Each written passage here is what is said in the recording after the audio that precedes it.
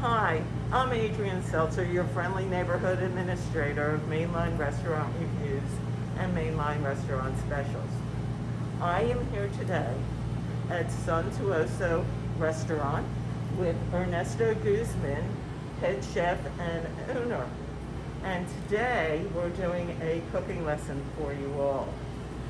We're using this as a fundraiser for the Mainline Restaurant Rescue, and we're doing 3 sauces here today. We're going to be doing a chimichurri, we're going to be doing an adobo, and what'll happen over here at the stove will be a bechamel. If you want the recipes for these lovely sauces and dips, please donate and write in the comments restaurant recipes, or just recipes is fine too. We hope you will help us. The money that we raise goes to buying meals for needy families, and it helps our restaurants and it helps our community. So I am going to turn this over to Ernesto, and he's going to describe mise en place, which is this lovely arrangement here of having everything in its place. And we'll also do a little talk about cross-contamination. So let's get right to cooking, and we'll talk about cross-contamination later. All right, Ernesto, it's yours. Well, welcome to Sontuosa. Today we're going to have, like Adrian says, 3 different sauces. This is our simple and basic sauces for any kind of particular dish you want to do. You can do grilled meats, you can do pasta, you can do delicious curing of different type of meats, poultry. Nothing out of the extraordinary. We wanted to make it simple and easy for you. So we got fresh ingredients to go for each of the sauces: oregano, fresh parsley, cilantro, mint, fresh peppers, garlic, onion, lemon zest, dry peppers, little cinnamon clove, and of course butter, milk, flour. So we're going to be using in a different type of sauces today. So we're going to start with the most, I would say, elaborated sauce that we're going to do today, which is the Adobo Sauce, which is also, a marinated ingredient for any of your poultry, fish. You do meats, anything you want. So we're going to toast these lovely peppers a little bit, bring them to life. And then we're going to process them with the ingredients that they go with, like cinnamon, clove, a little bit of vinegar, salt, pepper. And then we're going to liquefy them, and then we're going to show you how the sauce takes, it becomes alive. Yeah. Ernesto, will you tell us what kind of peppers you have there? Today we're doing the Guajillo pepper, or New Mexican pepper, which is a mild pepper that has very good flavors, as well as the sun-dried chipotle pepper. And then if you wanted it spicy, you can always add anything spicy. I prefer to leave it like that, and then you can add it afterwards. And Yeah, the chipotles are actually a smoked dried jalapeno pepper. correct. So you do have a bit of heat from those. It should bring a little heat, absolutely. Yeah. Yes. So I brought anyway fresh ones that we can always add into the liquefaction and make it a little. Yeah, because peppers are not all the same uniform. Each one has its own degree of hotness. Correct. It's within a range. So Yes. your chipotles could be hotter than someone else's who bought them in a different place. And in Correct. fact, that chipotle could be way hotter than that one. Oh, absolutely. Yeah. Every pepper has their own mind of their own. Yes, I like that. I like that. I call them that they always surprise you. So we're doing this. So you're gonna toast them up. Toast them a little bit to give them a little life. We already pre-seed them. You gotta remove the seeds before you do that. That way it's less. Yeah, the seeds and the veins have most of the heat in them, Correct. and this way you have more of the taste of the pepper rather than just The hotness. heatness, yeah, absolutely. So if you wanna, this is gonna take a little time.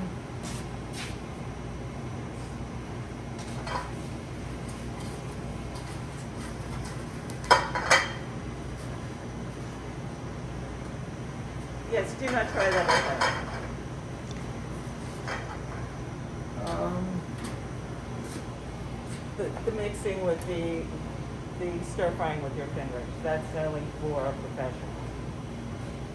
Right, well, you have to get your hands dirty if you wanna cook good. Yeah. That's for sure. So how long do you toast them for? Until they're fragrant, or? It just, you gotta hear a little pop up. Right. Yeah, and then you just make sure that they don't burn.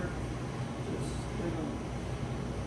Yeah, well, you see, we have a little smoke coming off of them. right. I have my mask on so I can't smell much.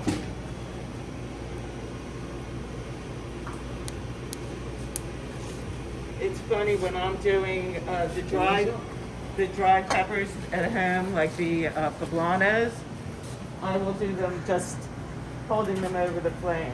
Oh yeah, we're getting that flavor now. A teeny bit of roastedness, a little bit, even a teeny bit of a burnt. Right. Just a Because little- that just ups the flavor. And we have a little bit of clove and cinnamon. We're gonna go into the mixing of that. Okay.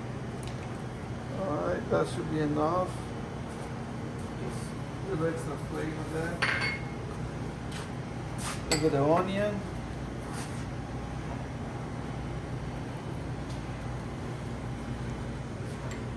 A little garlic. My favorite part.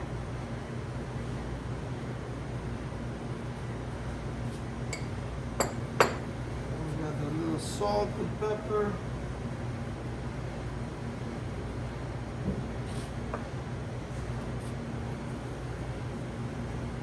Luego, para ponerle líquido, caldo de pollo, we do a little bit of chicken broth just to be able to. Have everything come together. And you could probably use some vegetable stock if you wanted to keep this vegan.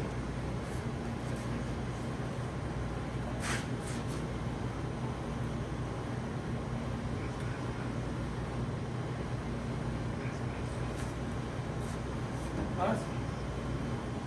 Yeah.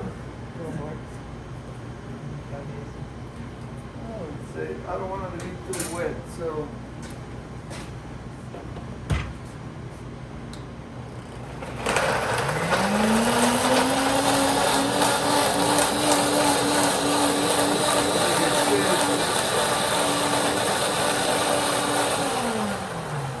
You can see the underneath starting to come together. You can see the underneath starting to come together into a paste.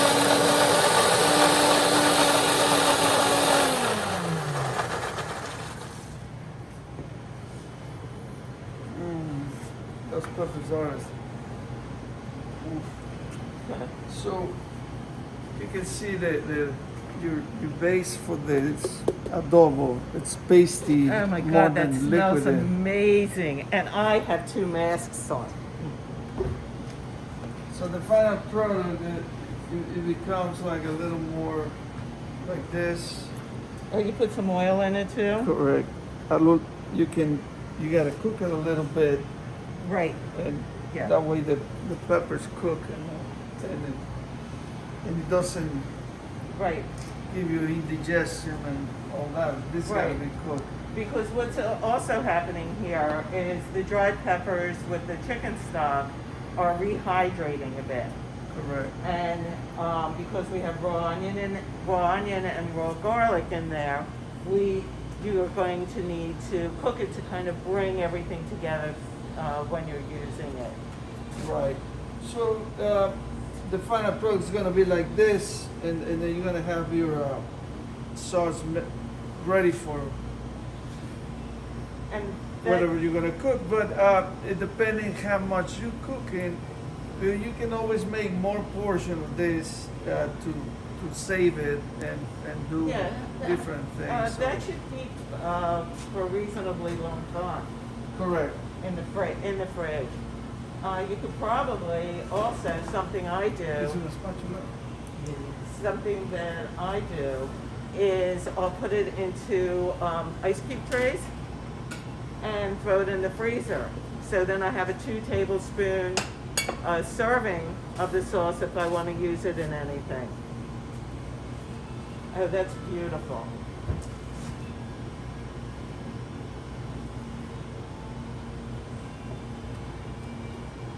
Now, if you were going to use this on top of a chicken breast, for example, Right. would you cook the sauce first, or it's going to cook enough in the oven? No. You cook it the sauce. You always cook the Regardless, sauce. you're gonna cook the sauce because you want this to be already seasoned in a little bit of olive oil and just to give them a little more body Mhm. and easier to put it into your meats. Okay. Because if you can serve it like this, but it's not ready until you cook it a little bit, regardless.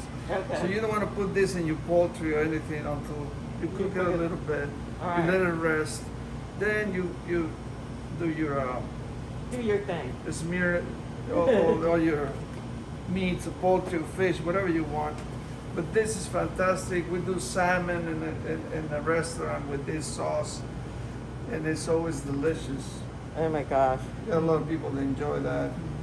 And we do chicken wings, and we do a bunch of different things. Yeah, we'll include all the uses for these sauces with the recipes. And please remember, a donation would be greatly appreciated to help us rescue restaurants and feed hungry families. All right, so adobo is pretty Done. much Done. done, and we can continue with our next item, which will be the chimichurri, originated basically in Argentina? South America, Argentina, because for the most part they like the meats down there. And it's a clean, very awesome sauce that we usually, even in Mexico, we adopted as you go for meat in a steakhouse and you like something like this because it really it lets you enjoy the flavor of the meat.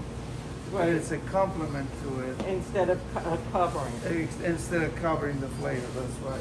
Right, I think and it's I'm really interested. I'm really interested in this sauce because I've been like searching. I've made chimichurri several times, and it's never like really. The recipes I've used have never really been up to my standards, and I like the addition of the oregano and the mint, Correct. because I've seen it with the parsley and cilantro, but the mint is great with meats, and so is the oregano. Right. So to me, chimichurri is a fun sauce because you can add as much herbs as you want. It all depends on what kind of flavors you're going to pull out in your chimichurri. I particularly, basically parsley, yes, a big part of it. You can do cilantro. You can do, obviously it goes with a little bit of oregano. Garlic is the most important item, but you can also add mint. So this, let's say you're gonna do lamb. Right. To me, I would make it with mint.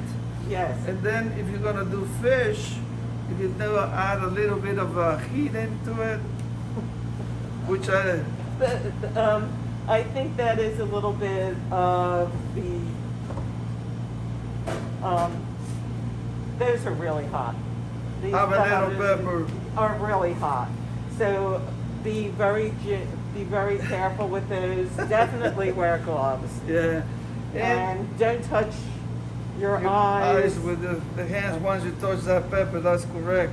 Yeah, for a while. Yeah. For a while. I mean, even if you wash your hands afterwards, it's still there. I Yeah. am speaking from experience.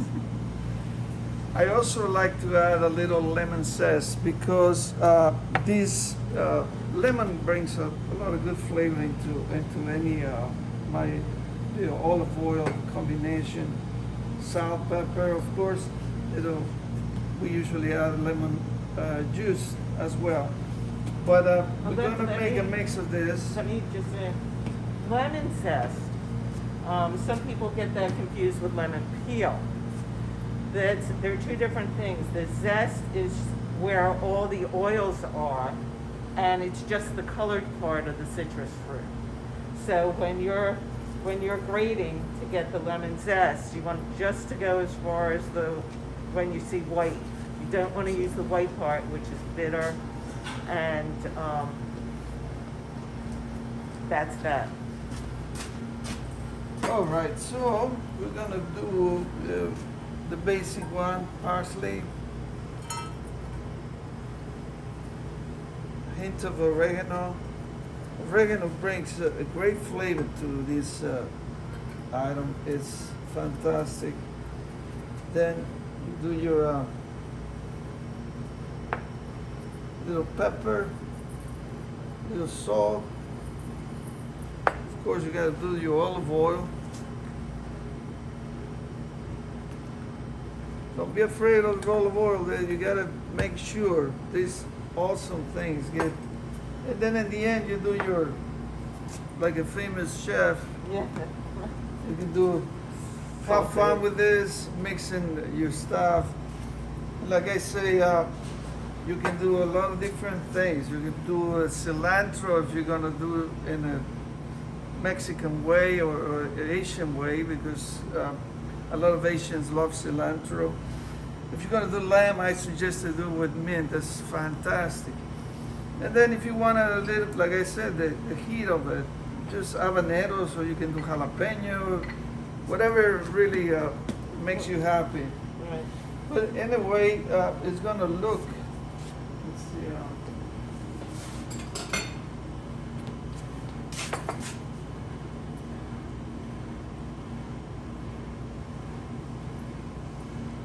Something like this.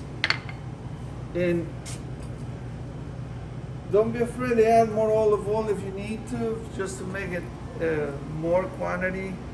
But it's all dependent on the quantities that you're gonna make it. That's how much you're gonna add into the equation. I'm not a chef that follow recipes by any means. I do it by heart and by feeling. I love food, and I love Yes. a lot of freshness. So So- to me, it's up to you to be tasting constantly what's the flavor on that, and you can add or you know. Yeah, I generally the only recipes that I follow are the ones by Julia Child. Everybody else's I edit. I look around, I'll Google 3 ingredients and see what recipes come up. So I have like a basis if I'm trying to invent something. With this sauce, the olive oil is really important because the oils from your herbs, the oils from the garlic, the oils from the lemon zest, all dissolve in that olive oil. So you want to do this a little bit in advance so the flavors have a chance to meld. Yeah, it is beautiful. I really like the addition of the oregano, especially with the meats. And the mint for The It's mint just- for, so basically, whatever fresh herbs you can get, you can make a chimichurri, Correct, correct. Yeah, we can do it in a fresh thyme. which is really annoying to get the leaves off the stems.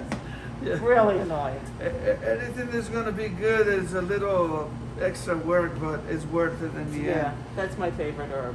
Yeah, Thyme fresh is my thyme. favorite herb. It goes with many things. We use it a lot for our seafood, especially, but with mussels and all our sauces that we So, prepare. so one of the things that I noticed is your herbs are a little rough chopped. They're not finely chopped. Correct. I don't like too fine the chop because you killing the herb. The herb has to be a little more alive and more that you can distinguish what you're eating versus everything grinded and chopped. So too fine. they kind of keep their individuality a little bit. Correct. So you can figure it out. Well, this is parsley versus cilantro. Which is, most people have a hard time telling this Correct. apart anyway. And then you see your oregano, but I mean, unless you got really bad dental problems, then They're not even that big. exactly. Right. All right. So yeah. So that's that for the chimichurri sauce, which to me is one of the simplest things that you can make. But it's all about what do you personally prefer and what do you want to do with that. Yeah, if you're not a fan of cilantro, Right. Correct. don't use cilantro. Right. A lot of people, cilantro is one of those love-hate things, Correct. and it's really important. And don't be afraid to mix anything because in the end, they're fresh herbs. They all can go They all go together. together. And this, especially parsley, cilantro, they don't overpower themselves too much.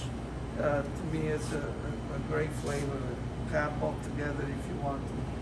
So just do your pow, pow, pow. Then you have fun with it. So we gotta go now with our last sauce, which is a Bechamel Sauce, one of the mothers of sauces in the whole world. This was originated in France back in Louis XIV. His chef was one of the originators of this sauce, and impressed the king. So after that, it was easy because everybody wanted to copy it and absorb it. And then they did different sauces out of this basic sauce. That's what you mean by it's a mother sauce. It's a mother sauce, correct? It came from this sauce, the mother of sauces. One of them, because there's 3 mother sauces in the world that can be used for a lot of different things. So today we try and Yeah, so I know the bechamel, the hollandaise, and I'm getting blank on the third. well, you do demi-glace, which is Right. productions of meats and Yeah, stock. and you're stuck for a lot of different dishes. Okay. All right, so it's ready to get this sauce in the way. So we're Now, gonna This start. is not the way that I make bechamel. The only time I've seen this done before is by Italian grandmothers, and this is really interesting. I've never seen it done in person this way, Well, but it's all the same ingredients. correct. Get your milk and butter. Salt a little bit. Make sure that it's a sauce. If you don't stir, it curls on you, and that's very It's very sad. sad because it's a waste of time.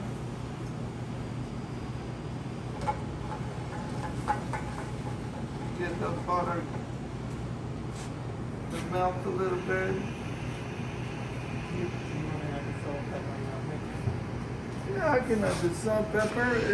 The salt, pepper, you can have it. Nutmeg actually should be almost in the end for me. And so the oil, the nutmeg at the end, so all the oils kind of stay in and don't Correct. dissipate out. And it doesn't disappear just in your boiling, but it gives that aroma too that bechamel should have all the time. So here you're gonna start adding your flour. I would say just like a, spoonful of it. But you gotta be shaking all the time that you add the flour or it's gonna curl on you. So you incorporate in all milk, butter, flour, and you make sure you keep your flame low to be able to give the chance to the flour to work into the milk and the butter. As you see, it's getting nice, beautiful thickness.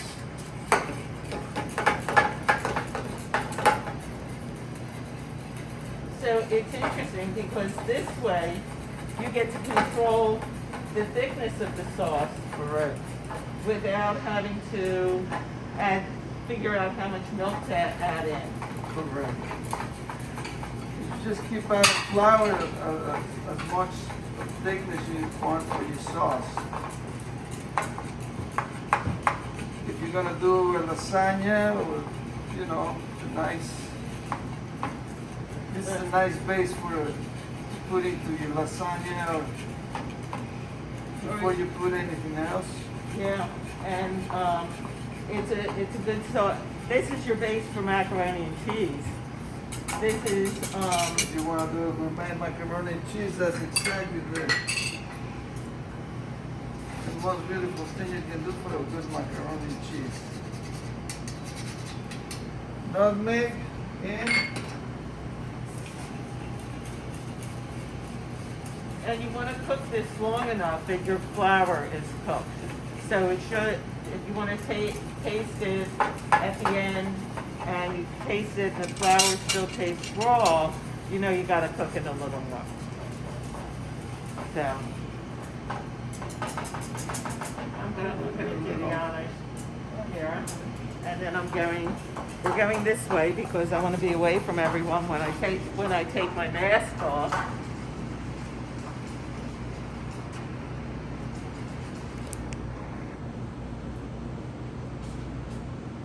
Yeah, this is a little more buttery than I'm used to, which is really nice. Yeah. And it probably needs a touch of salt, but That's what I just had. that's what you just did.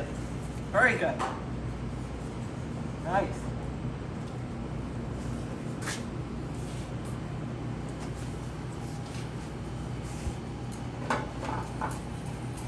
And you have a nice thick sauce there that you can use.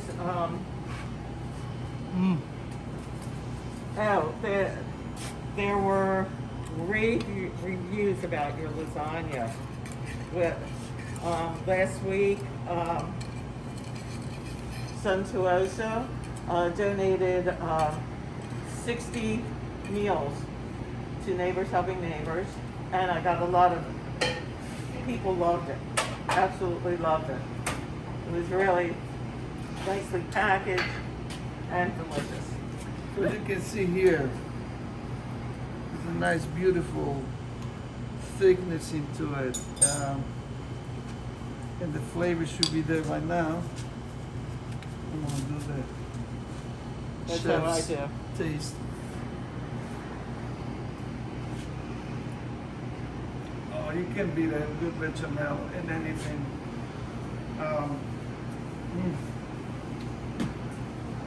Yeah. Very, very nice, huh? So we're going to put together recipes for you. Please donate, and we will gladly send you the recipes and also some uses for each of the sauces. And we thank you very much for joining us. That's right. And come and visit at Sontuosa. You will have most of these sauces are prepared at Sontuosa for different of our items, and we'll be happy to have you over. Yes, and Thank you to Adrian for doing this with us. yes, support your local restaurants. It's really important during this time, and everybody be safe. Thank you. Bye.